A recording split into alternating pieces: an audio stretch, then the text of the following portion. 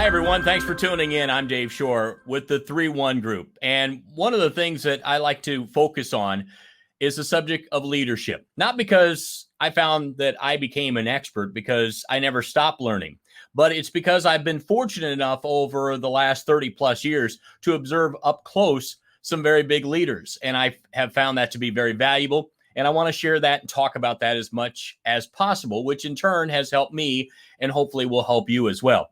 Now, I'm going to simplify what I think. When people talk about leadership, they have to have these three things to focus on first.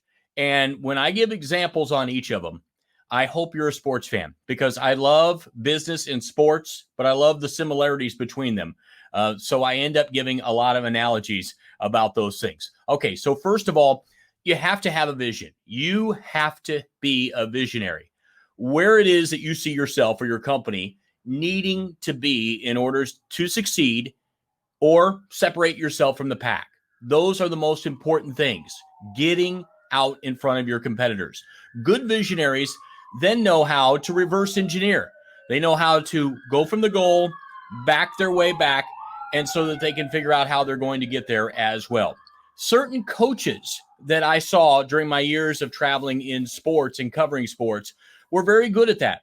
But they also complicated things because they had very complicated systems or challenges. So their teams would always start out with some unexpected losses early on in the year.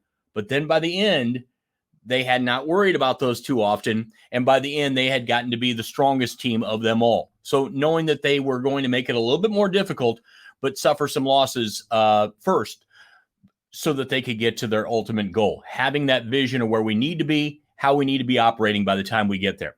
All right, the second thing is you have to be innovative. I think few reach the unexplored or successful territory without using the latest and greatest tools of the trade.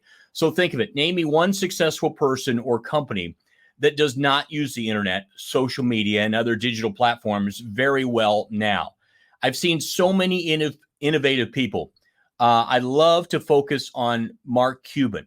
Here's what Mark did. He not only made his first billion by finding a way so people could listen to their favorite team's broadcast over the internet, but he never stopped innovating after that. He was owner of the Dallas Mavericks. His philosophy is he wanted sore hands and sore throats to be the goal to get fans and make them happy and come back as customers. He couldn't control the wins and losses along the way, but he could control the time that they had when they were in the stadium.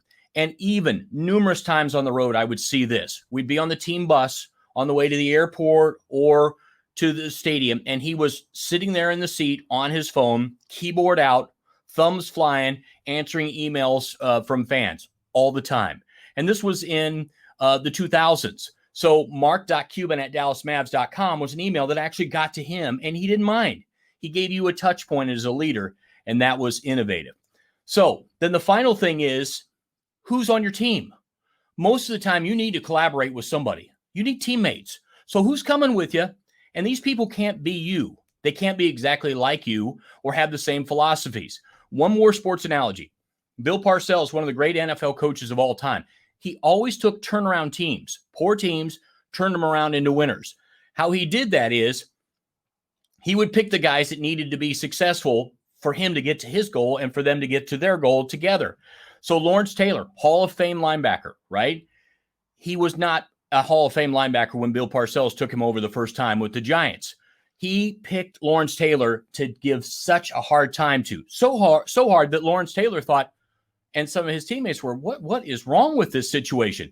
But Bill Parcells finally told him, I'm hard on you because I know that once I get you going in the right direction, you'll get all the others. And they'll follow you because you're a leader. So finding out who's on your team. So really having that vision, being innovative along the way, and then finding out who's going with me, who's going to help me reach those goals. Those are the first three things that I think you have to focus on instead of just saying, hey, there's 15 things that make you a good leader. To me, these are the three most important. We hope that you join us for some of our group discussions that we have as a 3-1 group. So please hit the subscribe button. Check out some of the other things that we've got available for you. And I'm Dave Shore. We'll look forward to seeing you next time here on the 3-1 group.